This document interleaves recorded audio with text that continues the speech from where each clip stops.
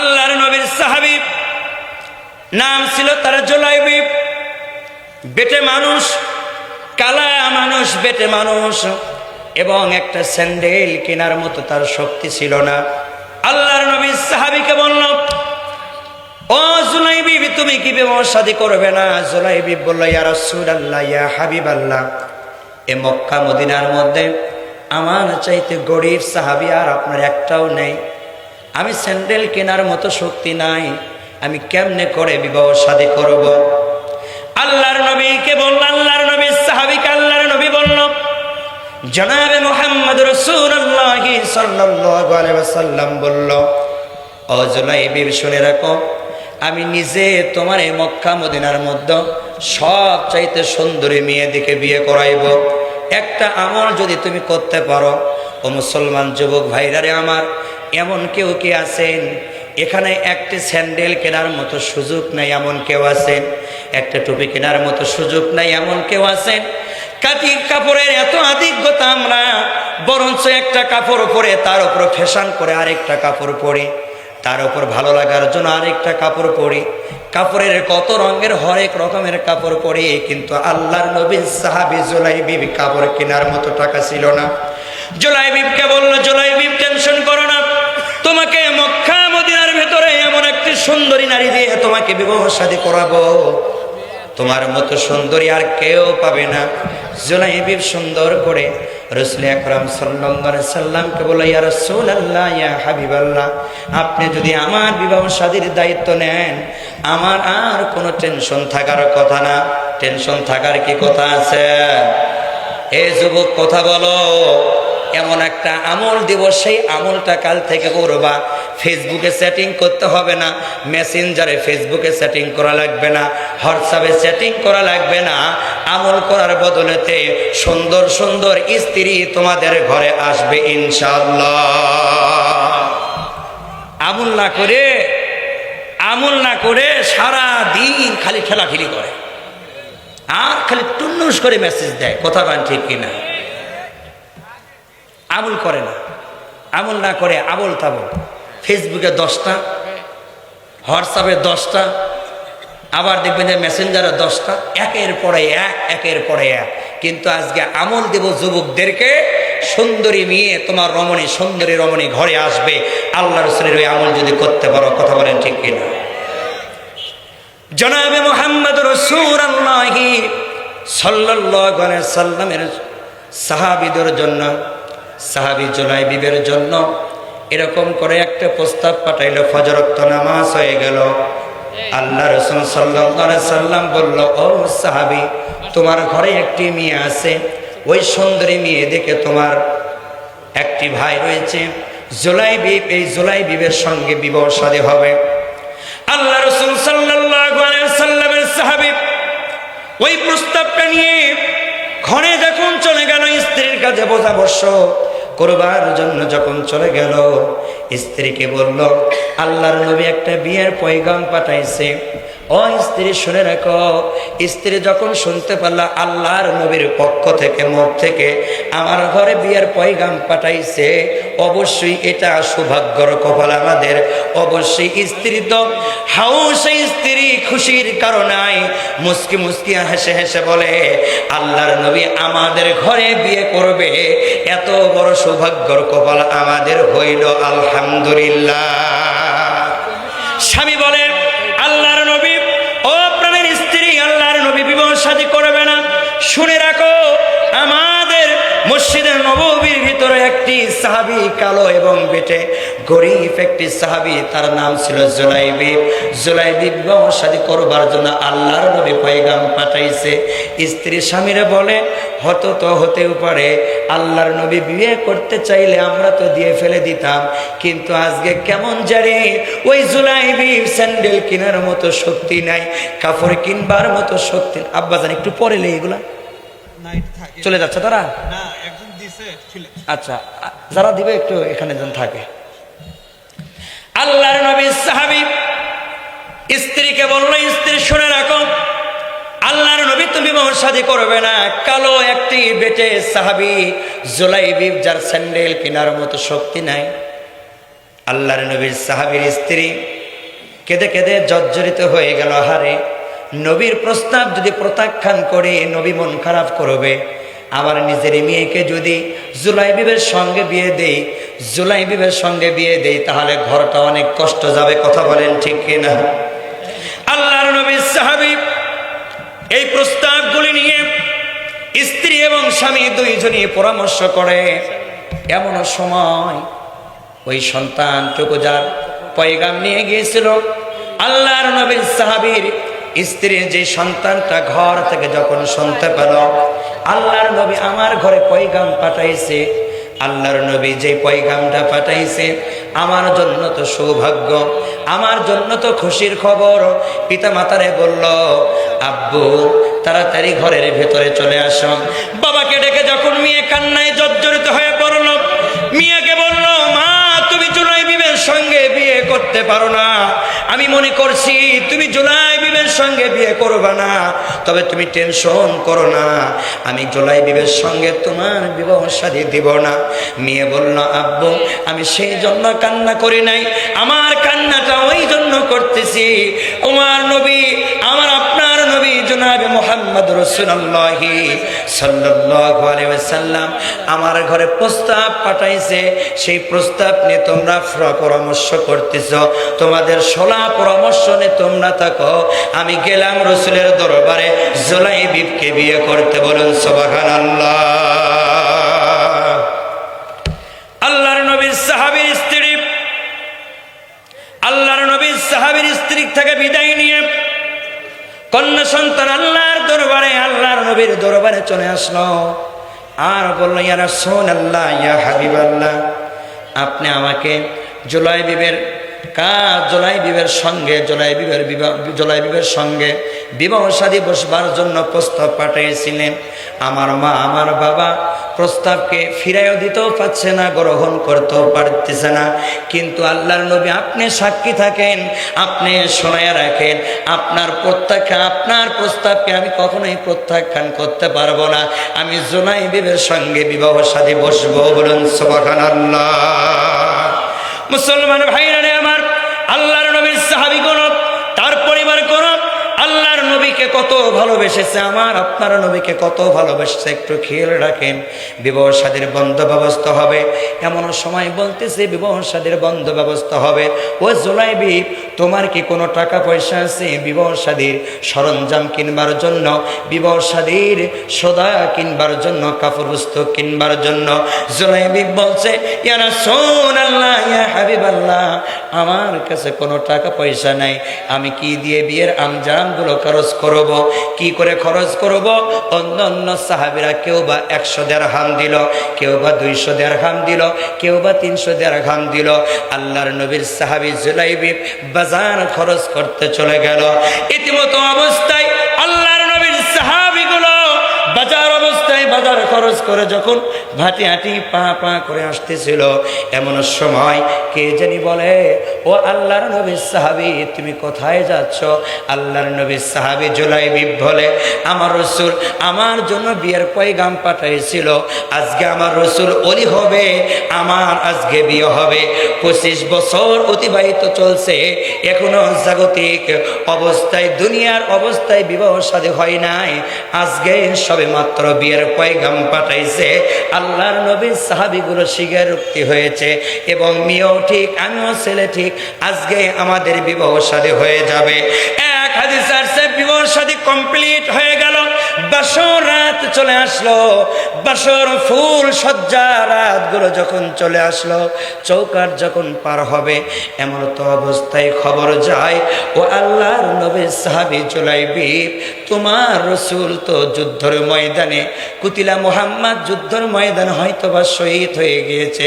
অনেকগুলি সাহাবী যুদ্ধের ময়দানের জন্য ডাক দিয়েছে। আল্লাহর নবীর সাহাবী আর চৌকাটটা পার না করিয়ে আল্লাহর নবীর সাহাবী জুলাইবিব বাসর ফুল সজ্জা সেরিয়ে যুদ্ধর ময়দানের দিকে রওনা হলো। ঘটনা লম্বা নয় ভাই, শর্টে বলছিলাম। আল্লাহর নবীর সাহাবীগুলো যুদ্ধ করতে করতে এক পর্যায়ে যুদ্ধ শেষ হয়ে গেল। আল্লাহর নবী সাহাবীদেরকে আল্লাহর নবী বলল, ও যুদ্ধর যেই সৈনিকরা আছো, তোমরা একের পর এক লাশগুলো আমার কাছে নিয়ে আসো। একের পরে এক লাশগুলো নিয়ে আসা হচ্ছে। এমন সময়ে আল্লাহর নবী বলল, সাহাবীরা তোমরা সমস্ত লাশগুলি আমার কাছে নিয়ে আসলে, কিন্তু একজন ব্যক্তির লাশ এখনো পর্যন্ত আমি পাই না, এখনো পর্যন্ত আমি দেখতে পাচ্ছি না।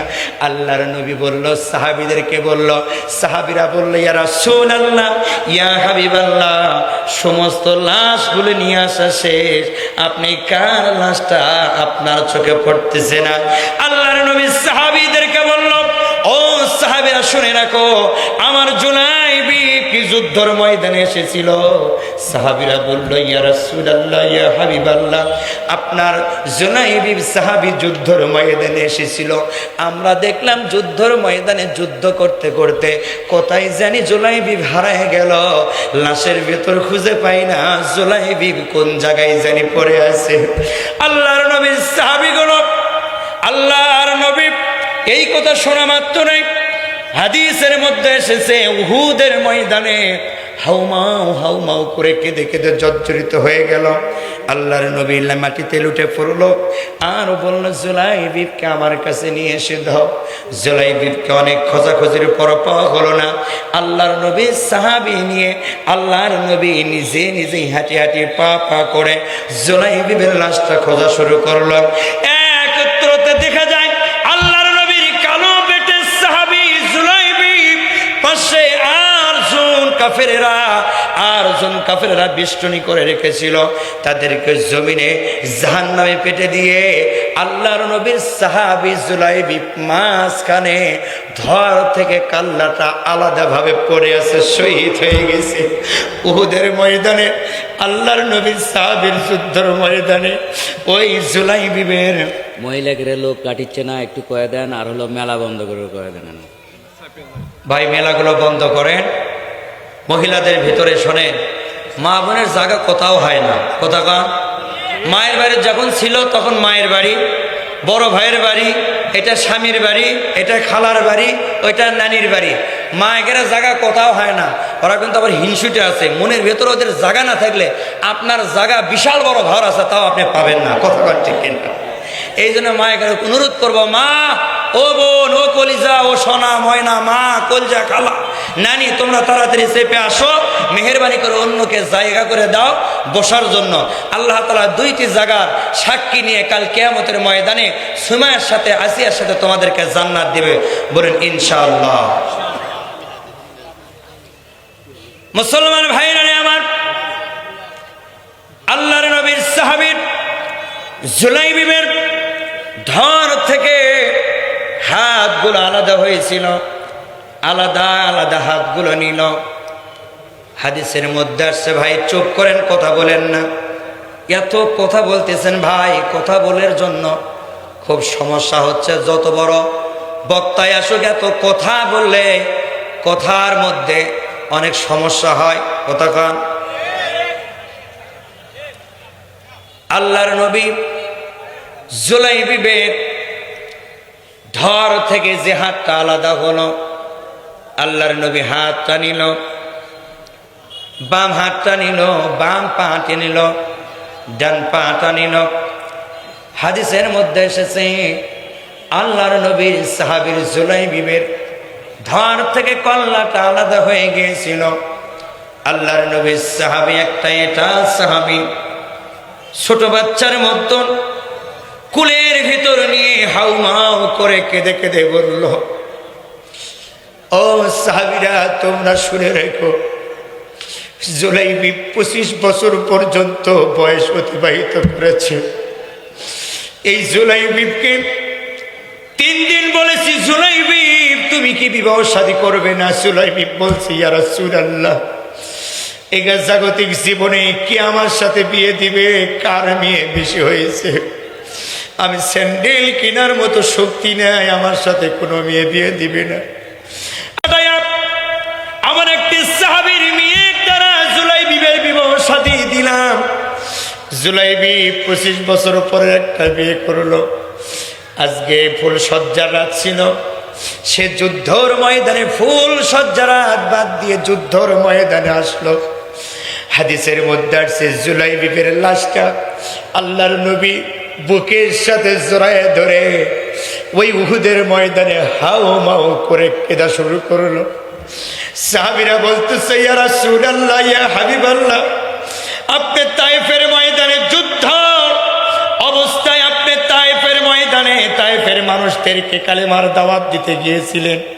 কাফেরের ছেলেরা এক পাশ থেকে ইট পাটকেল খোয়াগুলি আপনার বুকে এবং পিঠে আপনার দিকে ছুঁড়ে মারে, কিন্তু আপনি আরেক দিকে তাকিয়ে বলেন, ও কাফেরের ছেলেরা, আমাকে তোমরা মেরো না, আমি শেষ নবীর উম্মতের নবী মুহাম্মদ, আমাকে তোমরা মেরো না, আমি ইতিম নবী, আমাকে তোমরা মেরো না।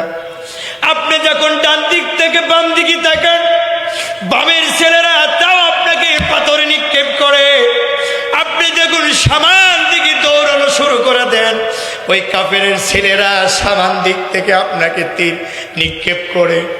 আপনি পিছন দিকে দৌড়ান, পিছনের কাফেরেরা আপনাকে ধাওয়া করে। ওই তাইফের ময়দানে এত রক্তিত আপনি হয়ে গেলেন, আপনার হেলমেট গুলো মাথার মধ্যে ভেঙে পড়ে গেল, আপনার জুতা মোবারক পায়ের মধ্যে রক্তর কারণে লেগে পড়ল। ইয়া রাসূলুল্লাহ, ইয়া হাবিবাল্লাহ, আপনি ক্ষত বিক্ষত তাইফের ময়দানে বলেন, তারপরও এত কান্না করলেন না। কিন্তু আজকে জুলাইবিবের লাশটা নিয়ে আপনি উহুদের ময়দানে ঘোরাঘুরি করেন। আল্লাহর নবী বলো, প্রিয় সাহাবীরা, তোমরা শুনে রেখো, আমার এই জুলাইবি আমার থেকে কোনো কিছুই কোনো দিন চাই নাই। আজকে সবে মাত্র আমি যখন বক্তব্য দেই, আমি যখন ইকামতের কথাগুলো বলি, শুধুমাত্র জুলাইবি ফেল ফেল করে তাকিয়ে থেকে ইকামতের দিনের কথাগুলো শুনে। কোনোদিন জুলাইবি আমার কাছ থেকে কোনো কিছু চাই নাই, কোনো কিছু দিতেও পারি নাই। আমি নবী হয়ে আমার একটি সাহাবীকে আমি হাদিয়া তোফা অন্য জায়গায় থেকে গ্রহণ করে সবে মাত্র বিয়ে করালাম, কিন্তু বাসর রাত ফুল সজ্জা আছে, আজকে যুদ্ধর ময়দানে আসলো। সাহাবীরা উহুদের ময়দানে যুদ্ধর বর্ণনাগুলো দিচ্ছিল। ইয়া রাসূলুল্লাহ, ইয়া হাবিবাল্লাহ, আপনার জুলাইবিব সাহাবী যুদ্ধর ময়দানে যখন যুদ্ধ করতেছিল, ঘোড়ার উপর সওয়ারি করে যখন যুদ্ধ করে, আপনার যুদ্ধর ময়দানে এসে এই জুলাইবিবের হাতের মধ্যে কাফেরেরা একটু তরবারি দিয়ে আঘাত করে। হাতগুলি ঘোড়া থেকে এবং ধর থেকে 10 থেকে 15 হাত পর্যন্ত দূরে যায়। আপনার জুলাইবিব বাম হাতে তরবারি নিল। আপনার জুলাইবিব বাম হাতে তরবারি নিয়ে জাহান্নামীদেরকে, ওই কাফেরের গোষ্ঠীকে জাহান্নামে পাঠায় দিয়ে 100 জনের মধ্যে কাফেরের মধ্যে আপনার জুলাইবিব যখন বাম হাত দিয়ে তরবারি চালায় আর যখন ঢুকায় পড়ে, ওই কাফেরেরা যুক্তি বুদ্ধি করে 100 জন 120 জন কাফেরের মতো আপনার জুলাইবিবকে ধরে ধর থেকে কল্লা আলাদা করে দেয়। মুসলমান ভাইরা আমার, জুলাইবিবের লাশটা আল্লাহর নবী বুকের সাথে জড়ায় বলল, ও সাহাবীরা, তোমরা কবর খনন করো। কবর খনন করা শেষ করা হলো। আল্লাহর নবী সাহাবীকে জুলাইবিবকে আল্লাহর নবী নিজে হাত দিয়ে জুলাইবিবকে নামায় দিল। আর আল্লাহরে বলল, মালিক, এই জুলাইবিব যা কিছু করেছে এখন পর্যন্ত আমি খুশি, আপনি আল্লাহ জুলাইবিবের প্রতি খুশি হয়ে যান, বলুন সুবহানাল্লাহ।